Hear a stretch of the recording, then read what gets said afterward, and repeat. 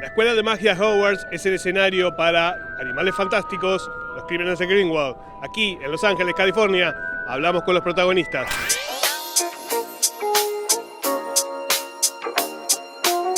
Vamos a caminar por las tiendas, por estas calles que siempre están repletas de gente y es increíble. Está toda abierta, todas las tiendas abiertas, como si el parque estuviera funcionando, pero no hay nadie, solamente la prensa.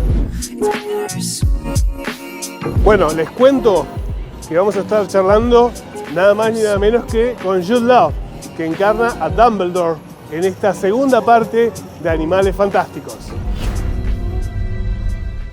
I'm scared, Professor Dumbledore.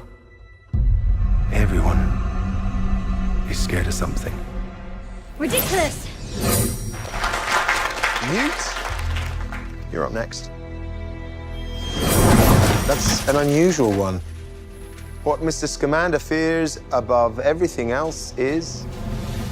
Having to work in an office, sir.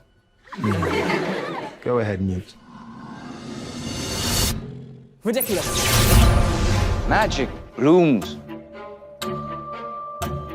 only in rare souls. Still, we must skulk in shadows, but the old ways serve us no longer. Okay, guys, thanks for your time. Congratulations for the movie. I really enjoyed the movie. Thank you. But it's very dark. Yeah. Oh, come on, there's some romance. There's some romance, there's some comedy. There are baby nipples. In this movie, a new character, but this is a new character, Dumbledore. Yeah, new old character. Yes. What can you say about the relationship of Newt with Dumbledore? That's a good question. I feel like Newt was taught by Dumbledore at Hogwarts, and I think that Newt was always very much his own person and a passionate person, but a bit of an outsider at school. So I think that Dumbledore saw in him those qualities of passion that were sort of interesting. And I think that Newt was also the sort of character or the sort of person that when he's being taught by people, he can see those teachers that teach by the rote, like stick to the syllabus. And I don't think Dumbledore was one of them. So they have great respect, but now Newt's beginning, certainly through the end of the last film, to see that his master is sort of gently manipulating him. So it's a moment of change in their relationship, I think, as well.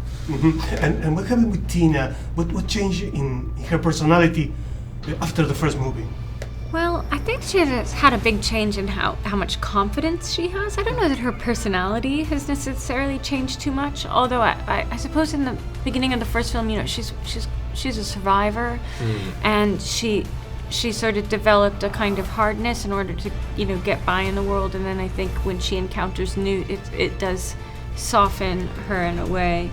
But I think the primary change that people will see in this film is that she's been reinstated as an Auror, and she's feeling really sure-footed in her work and really trusting her instincts more, and she's got a cooler coat. This relationship, it's amazing. I really love the sequences in the circus. So, what can you say about the relationship of Credence and Nagini? They're comrades. They are. They're like, it's them against the world, you know? And it's like finding someone who's like the only other person who could possibly understand. And it's sort of, that's all kind of unspoken in the movie. You just kind of feel that between the characters, like, and you understand it based on who they both are, sort of immediately. Yeah. And the scene that I had for my audition was the scene with Credence. Oh, yeah.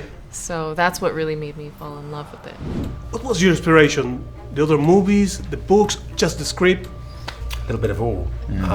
There's some great sections in the books that don't quite make it in detail into the Potter films. So I went back to those. 2 great performances by 2 wonderful actors in the Potter films. I wanted to look at those. And then I had an afternoon with J.K. Rowling, who gave me lots of insight, little detail. And then I was given freedom, really, to kind of try and create it myself. And you played the brother of Newt. Great character, great character. Yeah. What was your reaction when your agent called you for this character? Yeah, I was super excited to get my teeth into it and join the world, which I was a fan of.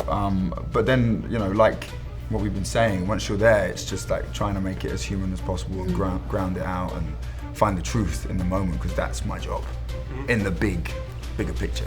What can you say about this character? What kind of woman is? She's a complicated woman. She comes from a complicated past. I think she has a lot of issues with self-worth.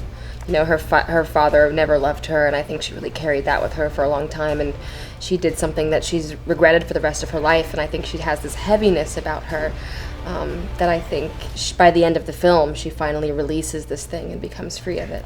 So, how was working with Johnny Depp as Grindelwald? Because it's very scary. Yeah, it was. I mean, we just thought what he did, particularly in there's a last scene, I don't want to give away too much, in which he's at this rally that he's called, and he's giving this huge speech, and he's having to rally this team, and there were like thousands of supporting artists, and he's got a camera just here, so in some ways he's having to be incredibly seductive and subtle in what he's doing, and the other he's having to sort of pitch to this whole group of people, and it was a bit of a masterclass, really. Yeah, wasn't it? yeah. What can you say about the relationship of Dumbledore and Grindelwald? I think the relationship kind of defines him. I don't think his sexuality defines him. I think the relationship defines him. And there's a suggestion of it in the film. It was an intense and complicated, intimate, you could say toxic relationship in his past. And the fact that it happened to him when he was in his early 20s and he's now in his mid 40s and it's still possessing him and obsessing him, you know, says a lot about how important it was, but also how, damaging in a way it was. And I'm really looking forward to unpeeling all of that stuff in later sagas. The last one. This universe has many fans in our country. Many fans of J.K. Rowling, Potter, this saga. Can you say something for your fans in Argentina? Oh, thank you for your support, Argentina. Thank you so much for your support, Argentina. I've heard that you basically are some of the greatest Wizarding World fans in the world. And I hope you enjoy this film, because it has so many ties back to that world of Potter. And for us, there are moments in it, making it, where my jaw just like dropped to the floor. And if you see the film, please protect the secrets. Do not tell people, because it will ruin it. Yeah. It'll ruin it. And we hope to come visit you someday.